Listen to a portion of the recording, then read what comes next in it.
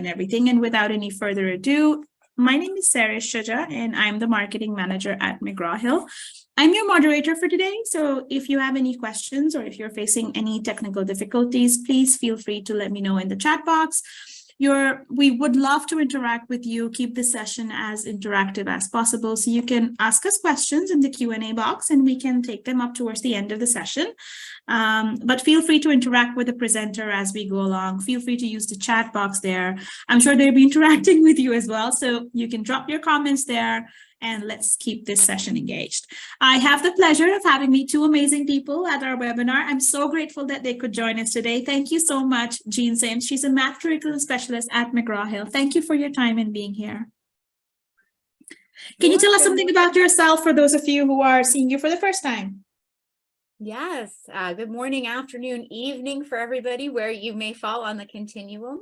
Coming to you all from Boston, Massachusetts in the US today. I have about 13 years of background as a mathematics instructor after getting both a bachelor's and a master's degree in math education. I'm a nationally board certified teacher in mathematics. And then I've spent the past 7 years or so with McGraw Hill with our digital math programs in a variety of positions. I'm very excited to be here with you today to share how we can really support the learning of each student through personalized learning. Thank you, Jean. Thank you again for your time. And we also have Delonda with us today. She's a Senior Professional Learning Director at McGraw Hill. So happy to have Delonda back on our session today. Delonda, is it okay if you could introduce us to our audience? Yes, good morning or afternoon. I am Delonda. I am excited to be here because this work is near and dear to my heart. I am a former educator, Title I and special ed, so working with students who are at risk or students who are accelerating on the continuum is where my heart really lies. And we'll talk a little bit more about that today. I have been with McGraw Hill for almost 17 years now, and in a couple of days, about 17 years doing this work. I have the honor of managing about 14 curriculum specialists who help do this work across the country and some international work as well. So we're excited about being here to talk to you about these resources and solutions. I'm going to hand it back over to my colleague, Jen, and she'll get started with personalized learning, and then I'll follow up with some more intensive intervention resources, and we'll talk about how those work well together. Jen? Thank you. I'll stop sharing my screen at this point. Thank you so much, Delonda, for being here at the session. I appreciate your time.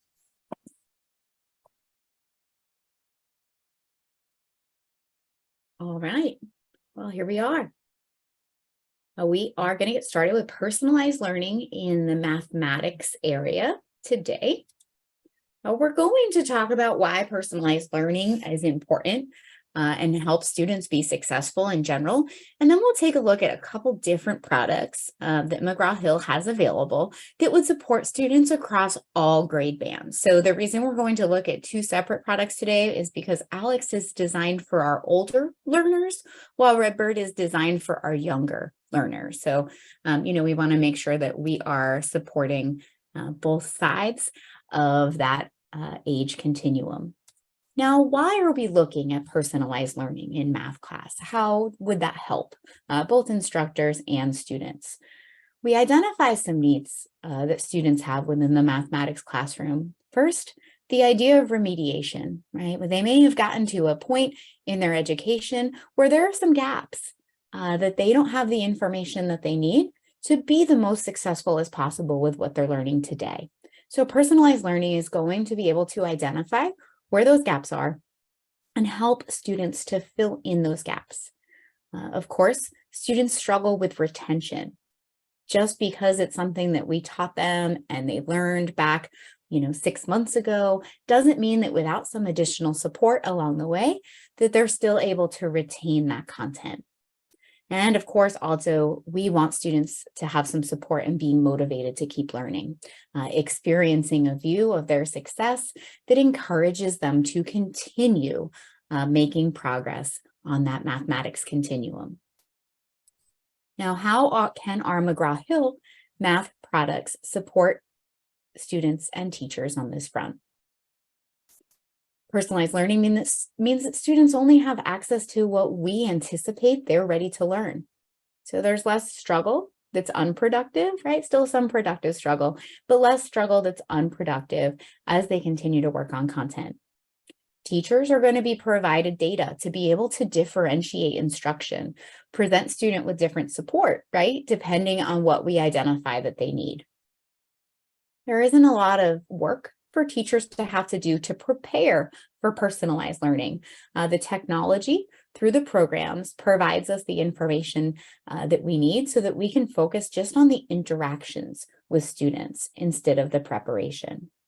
And then, of course, students are going to be able to get ongoing support, not only from humans, but also from all of the tools and resources that are available in platform.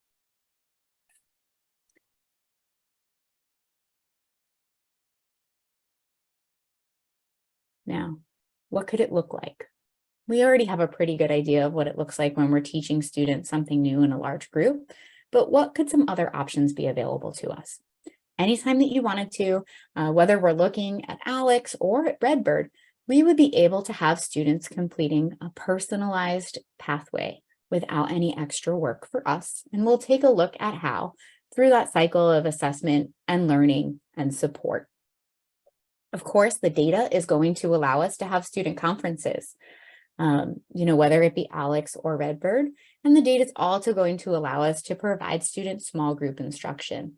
We have that option across both platforms, but we'll talk about some ways that that becomes even more dynamic as students reach those upper grades within the ALEX platform. So we're going to begin in chronological order. So we'll start with our youngest students in Redbird and then progress up to our older students within the ALEX platform, taking each of them through the 4 steps that you see here on the left side of the screen: the assessment to get started, engaging and supporting students, and the available reporting.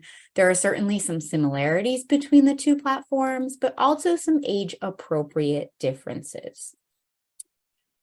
All right, so our younger students, when they first start out within the Redbird platform, they are going to take a course placement activity to figure out where it makes sense on the continuum for students to start. That course placement activity is pretty short. Might take students somewhere between 10 and 15 minutes to complete that assessment.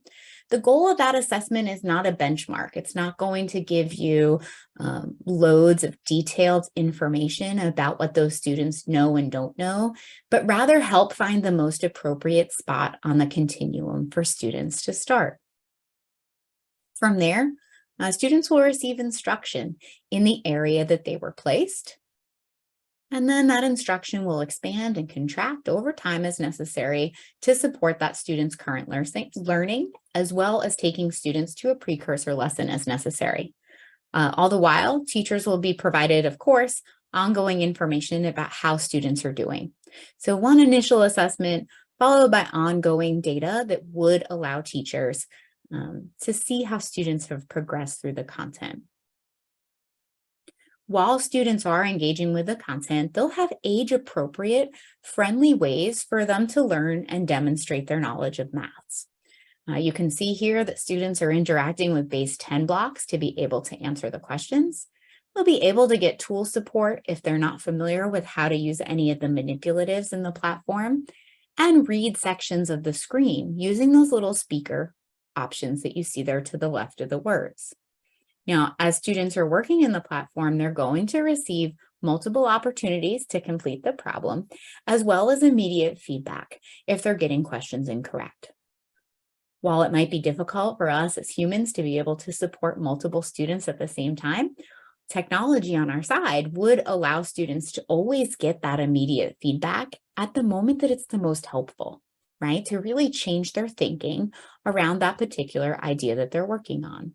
Here's some examples of the different types of interactions students would have within that Redbird platform. Sometimes they'll be watching animations, sometimes they'll be asked to utilize tools or other visuals to really be able to demonstrate that they understand the math that they're being asked about. Now, everything that students are doing in Redbird is being captured for both their review and their teacher's review. So I'd say this falls under both the support and the reporting category. Students in their account have the student snapshot report here, as you see on my screen, that details everything that students have worked on while they've been working in Redbird. This is a great way for anybody who wants to provide student support to be able to support their students. As long as they have this URL, they'll be able to see what their students have been up to in Redbird. So for example, I could come into any of the units that students are working on and see every last question that they were working on. So now the level of support available to students extends far beyond just their teacher. We can see what the student answered for that question, but we can also turn the replay off and sit with the student and work through how they would solve this question fresh. A very exciting way to be able to support students without having to have teacher access to the platform. Great way to go back and see everything that students have worked on so far this year. Now, a note about the adaptive nature of Redbird. We'll see here that students started with multiplying fractions using a number line, but they started to struggle with that content, right? Red is typically bad and green is good. There's a little legend up here at the top for us. But because they started to struggle, Redbird took them to a prerequisite. They were successful with the prerequisite. They came back to that lesson. They struggled some more with a later part of the lesson. Redbird took them to a second prerequisite before they brought them back to the lesson. So the student actually had 3 opportunities to engage with different parts of the lesson with appropriate support along the way to experience success. So no need for us to constantly be reassessing students and see what they may have figured out or what they may not have figured out. Redbird is providing that data to us automatically. Of course, in addition to having it available at the student level, you have information about what all students have done at the class level, as well as rolled up to the school level. A very interesting view in terms of differentiating instruction in your classroom would be this continuum of learning in the class. Every one of these tiny little vertical lines that you see here represents one lesson in each of these grade levels. So here we can quickly see that the students in this class have spent a lot of time in 4th grade and a decent amount of time in 3rd grade. Each other step and height represents another student in the class who has completed that lesson. What this view allows us to do is group students who may have continued to struggle with content in Redbird, even with that support I just mentioned, to provide them differentiated individual support, right? So clicking into that 3rd grade content, I can see that there's 4 students who all struggled with using mixed operations to solve problems. At this point, I'd be able to pull them into a small group and I'd be able to provide them some immediate instruction on that particular content, right? So this is something that could happen as part of a regular math class, maybe where students are working on different things for part of the class time, right? Or it's also something that could happen in additional intervention or support time that you all might have available. Very flexible based on the schedule and setup of time that you have. And we're going to shift and take a look at how our personalized learning for math for our older students through ALEX could also support their math knowledge. In terms of where we see folks pick to utilize ALEX and where we see folks pick to utilize Redbird, there is a bit of overlap in the middle grades. So we'd be able to have a conversation for you all if you're not entirely sure which program might be a better fit for you. But I'll show you a little bit about what's available in the ALEX platform so that you have that information as well.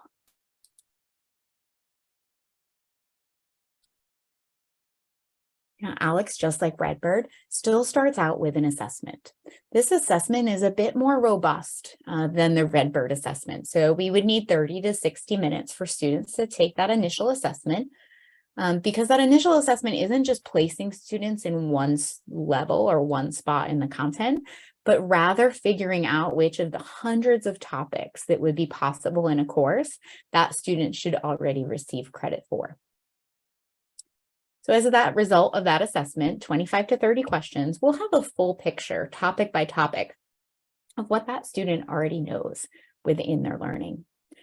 From there, students will continue to learn content that they didn't yet know. And of course, Alex is going to be providing them help and support along the way, which we'll look at, and ensuring continuous reinforcement so that we don't have to stop and review or reteach things that we've previously covered with our students. Now, both Redbird and Alex have some pretty dynamic research associated with their founding, but you'll actually find quite a few scholarly academic pieces on the backbone of Alex. It's something called knowledge space theory. And the idea of knowledge space theory is that the topics in mathematics are not linearly connected. So we could take a wide variety of pathways that are all logically acceptable through the content to reach the same endpoint. For an example, in our Algebra 1 course, there's over 1 trillion, with a T, different pathways through that Algebra 1 content in Alex that a student could take. No wonder it's so hard, right, to try to cover a specific topic with students in our instruction, because students can be so spread out in terms of the order of how it makes sense for them to learn them. What Alex is able to do is keep students in that zone of learning, that orange circle here on my screen. We know there's a bunch of topics to the left of the zone of learning, colored green. Those are topics that the students already know. So students don't need to spend time on that content. Equally, there are topics there on the right in purple that are so far removed from that student's current knowledge state that we think that they'll experience struggle if they try them now. So we're going to limit both of those and focus students here in their zone of learning, where our data shows that students have a greater than 90% rate of success with learning the topics that are presented, right? So by lessening what students have access to, we are able to ensure their success. Now, as the grades go up, as you're thinking of algebra and geometry, maybe you want to be able to restrict the personalized component of Alex to also meet your curriculum.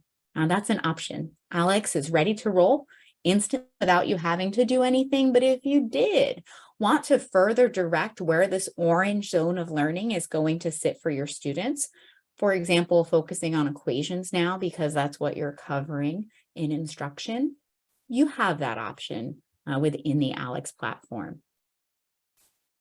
Similarly to Redbird, students are going to interact with content in a variety of ways.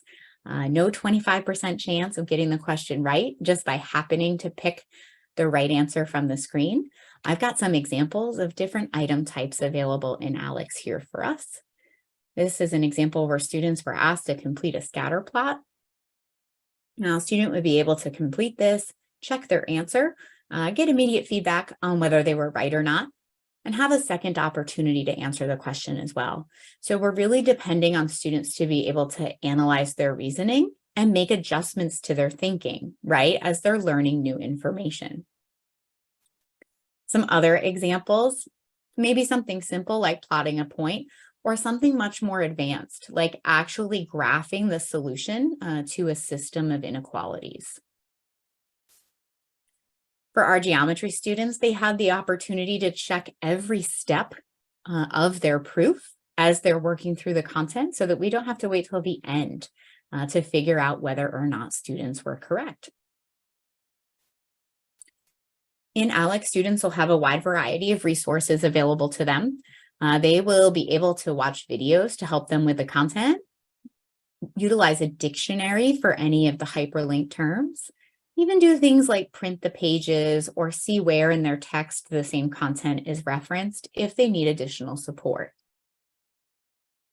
The goal in Alex is to make sure that students are hitting those topics learned, right, in their zone of learning so that they're able to gain progress throughout their time in Alex throughout the year with the support of their instructors for items that they keep struggling with or items maybe that they haven't gotten to yet, right, that we know that they need for their course. Now, from an instructor view, we can see many details about where we could provide student support. This Ready to Learn box is letting us know where the majority of our students are sitting now. So talking about interpreting residual plots as maybe an activator, as a warm-up to start our instructional period, would help 91% of my students in the class. Similarly, the next two tiles are going to focus on items that students have struggled with. Attempted not yet learned means that those students tried it in ALEKS, were ultimately unsuccessful with it. So we would want to be able to provide them additional small group support. And the same thing happens with that lost and recent assessment. Now, again, that could be groups that are contained within your regular math class instruction or some additional time throughout the school day. That support is really simple to provide. No digging, no preparing. It's right here for you in ALEKS for every single topic. We'll be able to see how students are performing across the whole course and specifically see who those students are who met that percentage on the previous screen. Just click on the topic to be able to have an infinite number of examples to support their learning.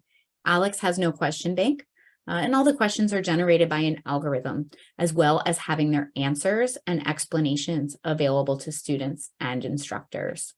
Now, of course, if what you're looking for is to see progress, you can see what % of content students have learned throughout the year, as well as seeing step by step every last thing that students are doing with their time. You can get as granular as you want, class level, student level, each day for each student, and even each question for each student. So you have a real opportunity when it comes to student conferences and student learning methods to be able to go through and talk to them about how they're working in the ALEKS platform, what they're doing with their time, and what they could do differently, right, to really accelerate their learning forward.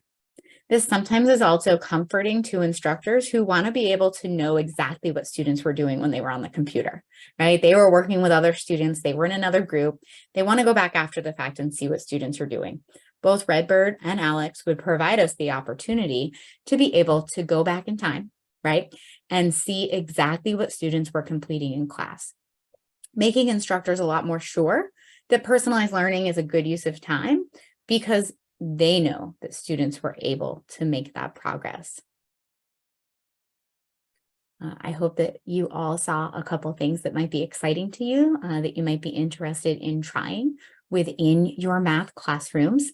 I will stick around here if you want to throw any questions in the chat or in question and answer, or we can pick them back up in person when Delonda finishes, if there's something that comes up after then.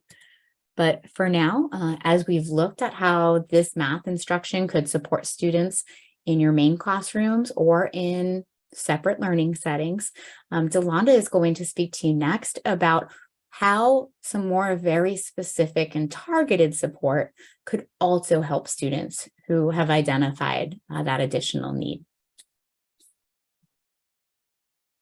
Thank you, Jen.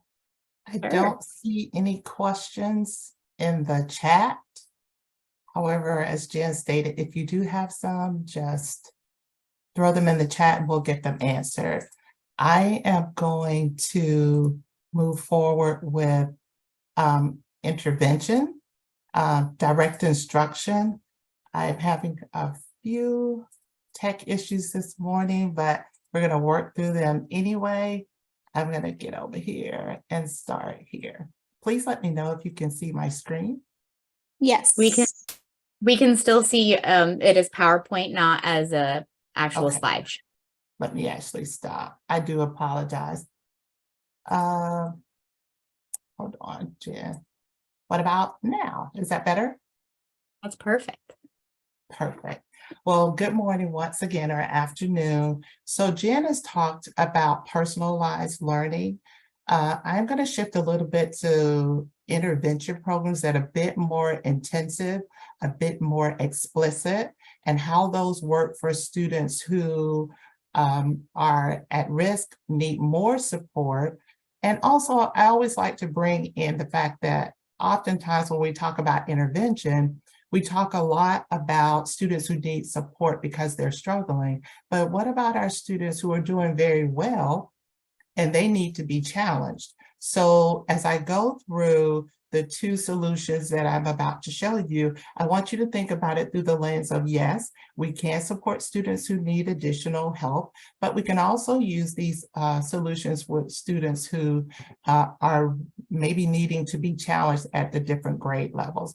And as I stated before, Jen and I will put a button on it with how all of the solutions would work together. So before we just drop right into the solutions, I want to show you where reading mastery and corrective reading, the two solutions that I'm going to go into more in depth, where they fit in the MTSS model. So reading mastery signature is a K-5 core reading program, but oftentimes because of the pedagogy and how the skills are taught within the program, we're normally using them a lot at tier 2 and tier 3, but it could be used at tier 1 also, depending on the needs of the students. And I'll get more into what implementation would look like. Then we'll shift into corrective reading, which is appropriate for students in grades 3 and above who need additional support, who need to be accelerated so that we get them on or above grade level as quickly as possible. That solution fits right here in tier 2 and in tier 3. So let's look closely at starting with what is direct instruction, because both programs are built on that methodology. What is direct instruction? Direct instruction is simply a methodology that has been around for over 60 years. And this methodology is built on the idea that all students can learn regardless of their past academic history. So it doesn't matter if a student shows up in my classroom who has struggled from day 1 of instruction, from K all the way through 3rd grade, or from 3rd all the way through 12th grade. As long as we are able to give the students the in-program placement test, which is a diagnostic test for both of these programs, takes about 3 to 5 minutes per student. It tells us where the students need to place within the programs based on where they are, where the gaps are the most prevalent. And then we start to teach the students the skills that they need at that level, with the level of difficulty increasing gradually over a period of time, so that we know that those students are able to handle the instruction that we are providing at that time. There may be multiple gaps, but we want to make sure that we start at their weakest point and then we build upon that so that the gaps aren't getting wider. Direct instruction, the methodology is built on 3 principles: the design of the program, which I just briefly touched on, but I'm going to cover that some more. The documentation, meaning that there's ongoing assessment in every lesson, every day, informal and formal assessment. So we know exactly how our students are progressing, how well they're doing, if we need to go back and remediate, or if we can actually accelerate. And then that 3rd D of direct instruction, that 3rd concept, if you will, is the delivery. How are lessons taught? So whether I am a teacher who has a reading certificate, or who is very comfortable, with ELA, or a science teacher who may have to be pulled for intervention at some point, the lessons are laid out in a manner so that there is a script, which I'll show you, and what that actually looks like, so that anyone, a parent, a community volunteer, anyone who's there to support those students can deliver the lessons as outlined, and we know that students will learn what they need to get closer to grade level. We make no assumptions about what students know. We give the diagnostic tests. We know what they are capable of handling. We teach those skills to mastery. We don't leave a skill hoping that a student will pick that up later. Once they have demonstrated mastery, we increase the difficulty levels to get them to where they are. So without having a lot of time to dig deeper into the methodology, that's direct instruction. Corrective reading and reading mastery are both built on that methodology. We always say internally on my team here at McGraw Hill is that new terminology, science of reading. We've heard all of these things, the new buzzwords in education. Is this built on the science of reading? We've always been built on the science. It's just a new terminology, but the same methodology for over the past 60 years that has a proven research-based and validated that this is what works well with students across the spectrum. So, digging deeper into the design of both of these programs, we know that students come to us, they may have many different gaps, but we're going to take the most complex and we will break them down so that we know students can handle what we're teaching them. If you are taking notes, it may be worthy to jot this down that in any given lesson, we're only introducing 10 to 12% new material every day in any lesson. So most of the time we're spending reviewing, making sure that students are mastering the skills. And that's how we know that they're ready to move on to the next skill. Once those skills are broken down to a level to where students can handle those based on the mastery test, we then teach those skills in a logical progression. So within a 30-minute lesson, although we know students may be struggling with blending or identifying sounds, we're not going to spend 30 minutes teaching blending. Students become frustrated, but what we will do, we will teach that skill along with another skill that's actually connected and builds upon each other in a very logical progression so that students are able to master those skills. And this becomes very key, especially when we look at corrected reading, because we have older students at that point, and we need to get them close to grade level or above grade level as soon as possible. Once again, only 10 to 12% new material is introduced in any daily lesson. All of the lessons are connected to prior learning. So we will never teach a skill for 5 or 10 lessons, give a test, and then move on to something totally unconnected. All of the learning builds upon each other. Once we introduce a skill, we continue to build upon that skill so students don't feel like they have to learn something for this unit, take the assessment, and then I can forget all of that because we're moving on to something else. Not at all. Everything is actually connected. A couple of things that I just want to make sure that you are aware of, because oftentimes now when we're looking at meeting the needs of some of our weakest learners, we're having to find things that are research-based. What you see on the screen now, once again, is what we have been doing for over 60 years. Yes, the programs are research-based. There's a lot of differentiated instruction and resources within these programs that you're going to see. It is comprehensive.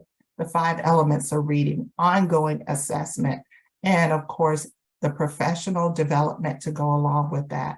I have 14 people on my team, and that's what we do daily. We're constantly, once the programs have been implemented, we're going in and we're providing job embedded coaching in the classroom. We're modeling lessons. So you will have everything that you need to make sure that the students are successful and our teachers are successful also. So let's jump into what does reading mastery actually look like, and any questions that you have. I saw a couple of questions in the chat box. We'll address those a little later. They were for Ajia. So very intensive, explicit instruction, and very systematic reading mastery. What we're going to teach are the foundational skills starting at the lower levels in K. So if you are very familiar with Scarborough's rote and how that all works into the science of reading, the phonics, the vocabulary, the decoding, the word recognition, you'll see all of those skills actually taught in reading mastery and in corrected reading as well. I just wanted to make sure that you were aware of that and that you understand when we look at some things that I'm about to show you how all of this is indeed built upon the science. So with reading mastery, there are actually 3 strands. The first strand, those foundational skills that we know every good reader has to have in order to be successful. So there's a reading and the spelling strand each and every day.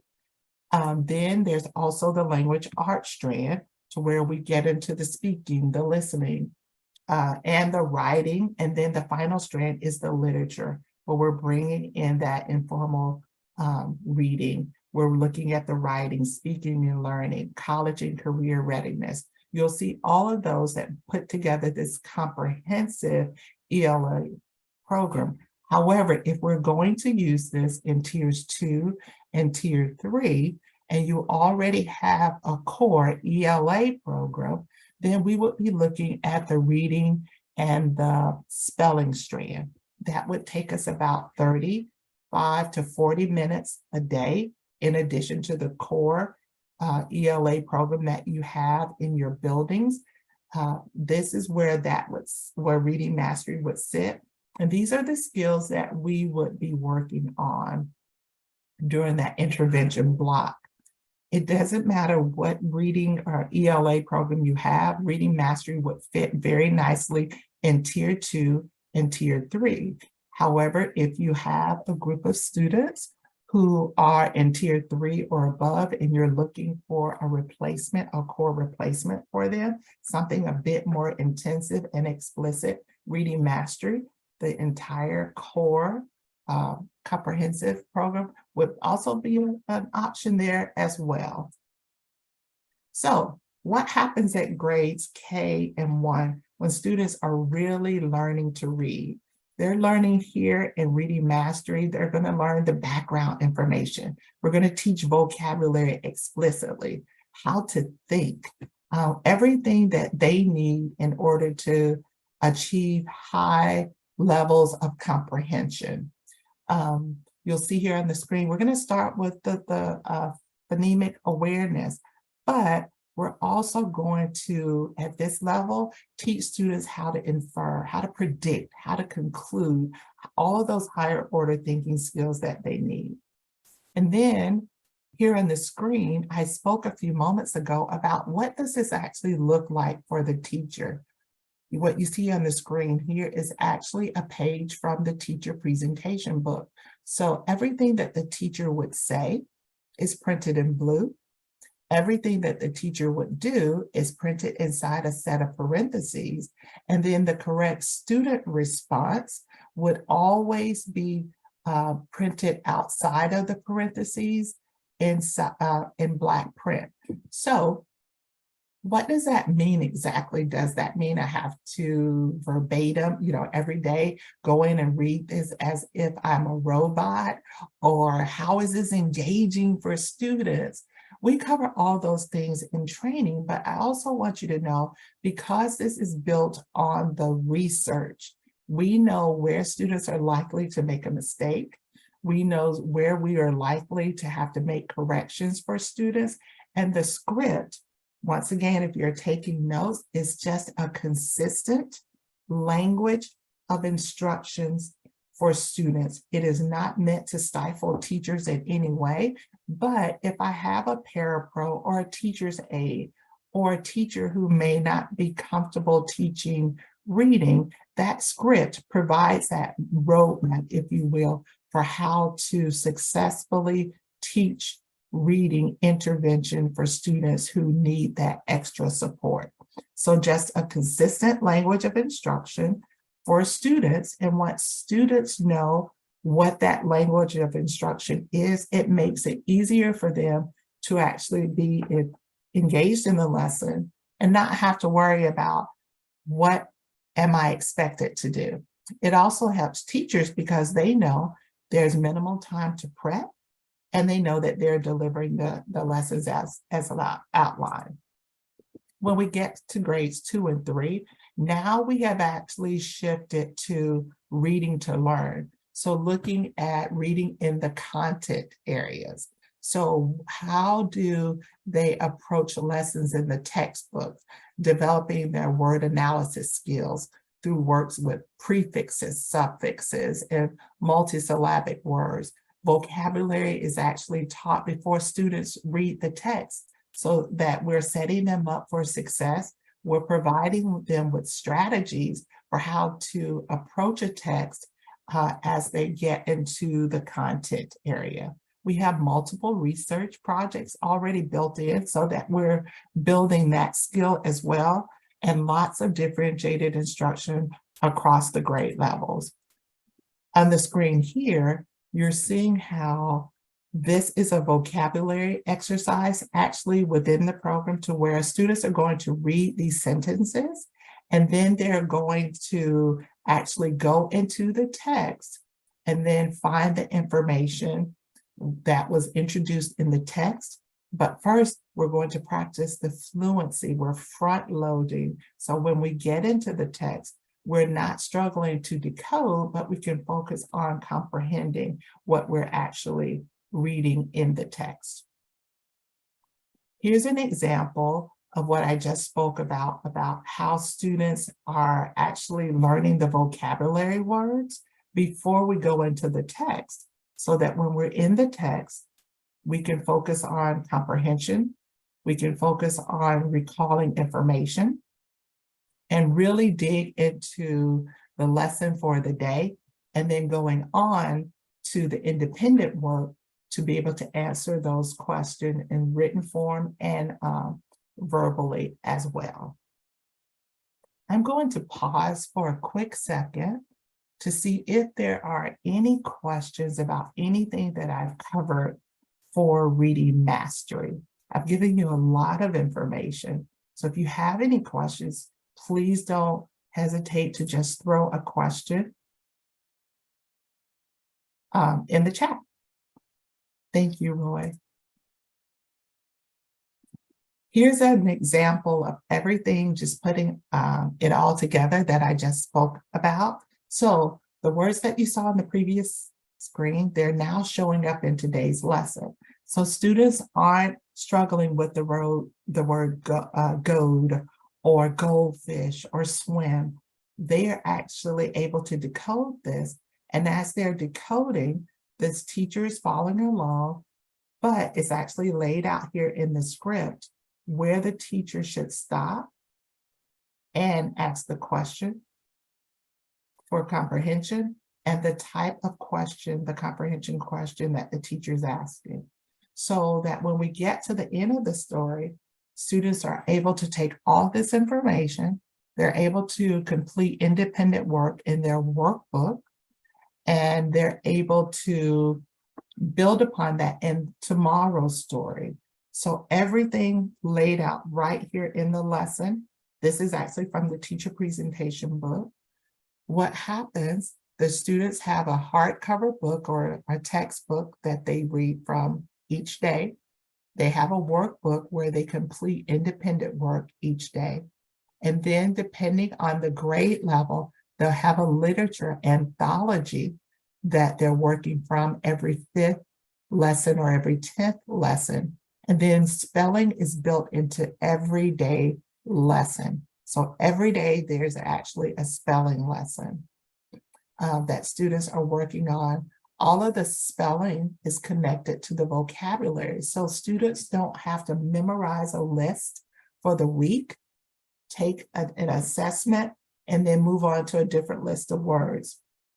All of the words that we are working on for a series of 5 to 10 lessons, they're showing up in our daily spelling lessons, and then we carry them on throughout the program. Reading master, grades K through 5, there are approximately 120 lessons. So it spans the entire school year. Students who are given the placement test may score into grade K, grade 1, grade 2, or grade 3. It depends on the placement test. So if we have students who we have identified in grades 1 or above, let's just say grades 1 or above, who are at least a grade level below. We give them the placement test for their current grade level. That placement test will tell us whether we need to go down to the previous year's placement test to see where they would place, or if we're not certain, it may tell us to go up to a different year to give them the placement test, so we'll know where they actually fall. Going back to what I said, if students need remediation, intensive intervention, the placement test will tell us that. If we have a group of students and we're not sure where they would place, we give them the placement test. It may tell us that they need to be accelerated. We don't want to place a student anywhere they shouldn't belong, because every instructional day is an important day for these students. We want to meet them where they are, and we want to start the work there and to get them to where they should be according to grade level. Yolanda, Mhm, sorry, there's a question that has come up in the chat. I thought I'll let you know. mhm. Can you explain how this software supports students who are dyslexic? Yes, I can. So for students who have because the lessons are explicitly taught, and we start out in the most basic form with the strategies for how to look at words. And I don't have this in this PowerPoint today, but I can definitely send you the research behind how the programs meet that particular learning disability. But because of how the methodology, the programs are designed, and how explicitly we teach the skills, this has been research proven to work well with those students. So we may start out with the very basic, with the sounds, for example, teaching students how those sounds are made, how they're formed, and then we add on to that so that there's no guesswork in how we're actually learning the skills. And with the number of practice and repetitions built into everyday lesson, students don't struggle with that at all. I will definitely get you the research for that. I don't have as much time to go in depth. I want to honor the time, but just rest assured we have a lot of research behind that, specifically for reading mastery and for corrected reading and for our math programs as well. Thank you, Yolanda. So we'll move on because I've already covered this. Well, here's what happens in grades 4 and 5. When we get to this level, we're really looking at writing, extending the writing. Once again, everything is taught very explicitly. We're not assuming anything. We are wanting to make sure that students learn the first time that a skill is taught, and we don't have to spend as much time going back and correcting that. It's very, the content is very culturally diverse. It's apparent throughout all of the selections. There's a lot of literary analysis, reasoning strategies, all taught within the program, very explicit. One of the things that you will note about any direct instruction lesson, whether it's our direct instruction program reading mastery, corrected reading, any of our direct instruction language and math programs, we always start with the teacher modeling the skill that will be taught. Then we lead the students through that. We test the students, and then the students are on their own. So we follow that model lead test, if you will, so that we know students are mastering skills as they're introduced.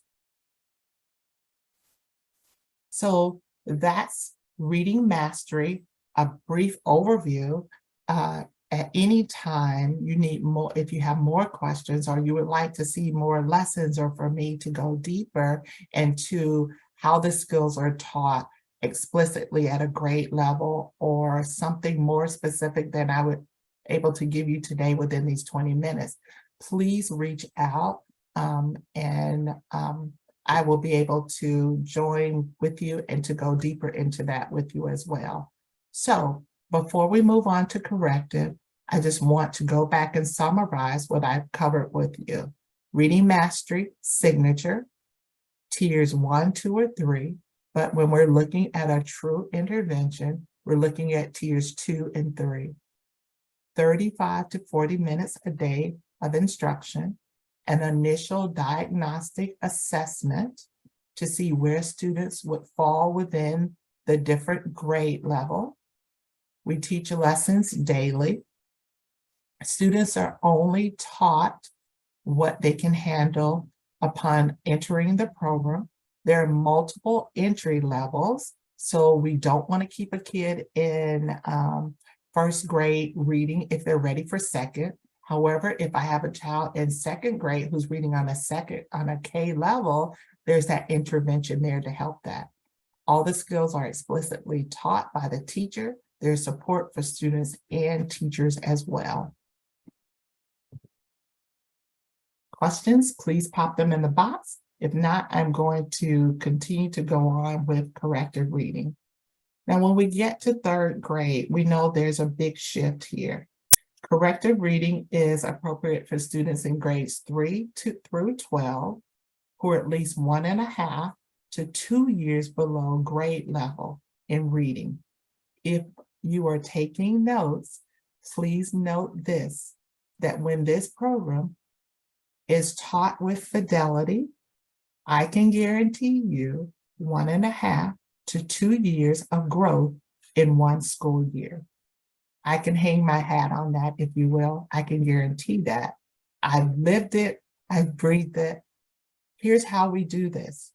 We go in with corrective, and corrective reading is just what the name says it is. We correct what is wrong or what has not been learned. We do that in an accelerated way. Our goal is to get students in corrective reading and out of corrective reading as quickly as possible so that they're reading on grade levels with their peers. 1.5 to 2 years of growth in any school year when taught with fidelity. So think about this. If I have a third grader who's reading at grade K, within one school year, I can get that student on grade level or pretty close to grade level if this program is implemented with fidelity. So you'll see here on the screen, we stand by this. This time, let's get it right. So if we've used things in the past, but they just haven't filled those gaps as quicker, and each year the students are coming back to us and they're getting further and further behind, let's stop what we're doing. Let's implement a resource that is research proven, that we know we can get this level of growth, the outcomes, and let's get these students what they need as quickly as possible. So for students in grades 3 through 12, very age appropriate. You're not going to see things that will make them feel even more ashamed that they're not reading on grade level. The text, the books will look very age appropriate, and we can get them to where they need to go as quickly as possible. So there are 2 strands to corrected reading. There's a decoding strand and there's a comprehension strand. The decoding strand teaches basic decoding skills and general story comprehension. So every day we're going to work on decoding. We're going to read a story. We're going to answer comprehension questions. We're going to make inferences. We're going to make deductions. We're going to work on independent work every day in decoding. In our comprehension strand, this is where we get more into the English language arts, the grammar, the deductions, the analogies, those really higher order thinking skills that our students need. But we know if they're not decoding on grade level, they will actually struggle with those comprehension or those language arts skills. So with each strand, there are 4 levels, and I'm going to walk you through what the 4 levels look like for decoding. And this is how you'll see the 1.5 to 2 years of growth that I just mentioned. So the first level is decoding A. Decoding A, I have had middle school and high school students that I have taught personally to where they are general ed students. Some of them were special ed, some were not. I taught both, but they come to me and they are just not reading. They're struggling. Many don't know their sounds. Many are guessing when they're reading words. They have no idea of irregular words. So they would probably more than likely, once again, there's always an initial placement test, place into decoding A, which is 65 lessons, but look at the outcomes. Students who initially place into decoding B2, they can decode somewhat, but they're still struggling with the medial sounds. They're leaving endings off of words. They're very poor decoders because they're often guessing. And then decoding B2, same thing, reading a little better, but they're very fragile. They may look at some words right now. In a passage, the word is came, but they'll see the same word 2 sentences later, and they pronounce the word come. And then decoding C, those are students who are fairly good decoders, but they're struggling with the biology book. They're struggling on the content area, and they really need support there. So the placement test will tell us where they place into these levels. So let's just say I have a student who places here. This is 65 lessons. Here's the outcome. Let's say I have a 3rd grader who places here. 65 lessons. Here's the outcome. So within 65 instructional days, I have a 3rd grader who's reading on level. If I have a 5th grader who places here, which is normally students going into here reading on a 3rd grade level. But after 65 lessons, look at where this student is. The student would then move on into decoding C. And at the end of decoding C, I have that student reading on or above grade level. And we go more into this when we are training or doing more one-on-one discussion with educators who have decided that this is the route that they want to go with students. But here's how I can get these 1.5 to 2 years of growth in one school year when taught with fidelity. So with the comprehension strand, once again, grades 3 through 12, if I have students in grades 2 and below who are reading below grade level, I really want to look at the reading and the spelling strand from reading mastery. Here's what we cover with comprehension for corrected reading, and both strands can be taught at the same time.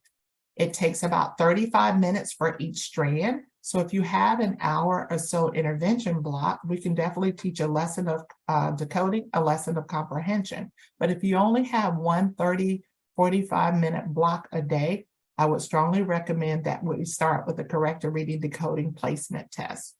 With decoding A, the lowest level in decoding, we start with the basic foundational skills. Once again, built on that science of reading. We teach students what they need to know, and then we move upon that. Then, when we know students have the foundational skills that they need, we start to put that in sentences, and then we go into paragraphs. And within 65 teachable days, I've had general ed students who have struggled from elementary all the way to middle school read fluently for the very first time. And it was actually life-changing for those students. When we look at decoding B1, this is a lesson similar to reading mastery. We start the day with a word attack to where we're front loading all of these words. These are vocabulary words that are going to show up in today's lesson. So when we get to reading the story today, students aren't struggling. This is the blue script that we talked about earlier. Here's what we do to get a response from all of the students in the group so that we know students are learning independently, and then there's the correct student response. This is from decoding C. Look at how the text has progressed. Look at the vocabulary. So imagine a 4th grade student who has struggled, that initially places into B2 or initially places into C. Look at the content that they're actually learning. You'll see a lot of science, a lot of social studies actually built into the lessons every day, because we want to make that bridge tighter between the intervention and what is occurring across the content areas. Here's where we get into the daily lessons for comprehension that I talked about. We read a story, and then the teacher asks those comprehension questions. Students answer those comprehension questions, very text-dependent question. We're preparing them for any standardized assessment that they are required to take during the school year as well.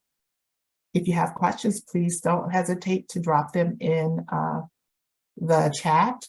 Here's an example of how vocabulary is taught, academic vocabulary in each and every lesson, regardless of the level. We're accelerating, making sure that students get into corrective, get out of corrective as quickly as possible so that they're on grade level. I've had many students who were on grade level, grade 3. We gave them the placement test and they actually placed into decoding C. We taught them decoding C for the year because we used it as an intervention block for acceleration. And at the end of grade 3, I had 3rd graders who were reading on a 7th grade level, going back to how I started, not just thinking about students who are struggling, but thinking about students who can actually be challenged. In level C, we learned over 700 new vocabulary words. We learn them, we master them, we're not introduced to them. We learn them, and then they're required to use that in their writing, making connections for our students across the content. The comprehension strand, here's just an overview of what they're covering, of what we're teaching in the comprehension strand. Very higher order thinking skills, things that our students have to think independently, to think logically, to answer questions that aren't literal, analytical skills, writing, and more advanced vocabulary in our comprehension strand. The comprehension strand teaches a lot of basic writing, background knowledge, building the background knowledge, because we want students to be thinkers, we want them to be writers as well. Opportunities to actually display the writing, to make connections with real life situations, and then for inferences as well. A lot of cross-curricular comprehension skills are taught at this level. You'll see that here on the screen. Everything is taught logically. There's a separate placement test for comprehension. It tells us which of the levels to put them in. And once again, the outcomes for the school year. We have opportunities for writing. Here's actually a writing prompt that's part of the daily lesson.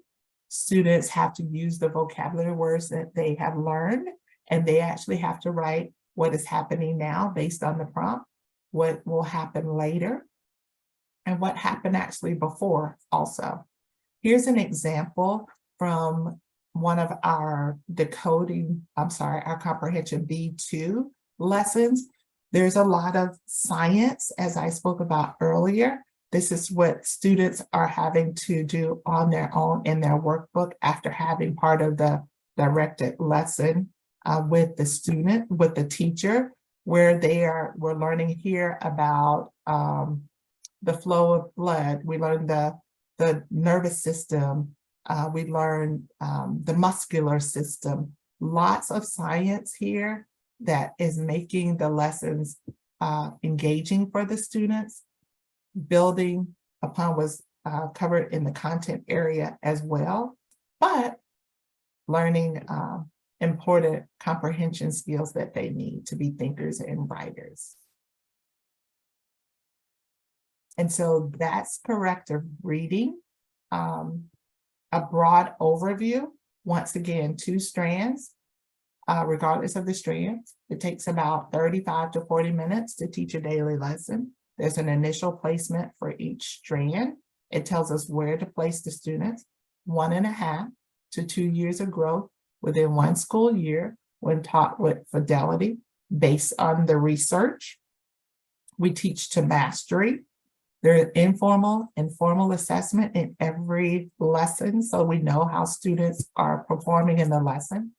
Remediation, whether it's corrective reading or reading mastery, is laid out in the teacher presentation book, so that it tells us specifically, based on the research, where to go back in a specific level in which specific skill to teach if students are still struggling.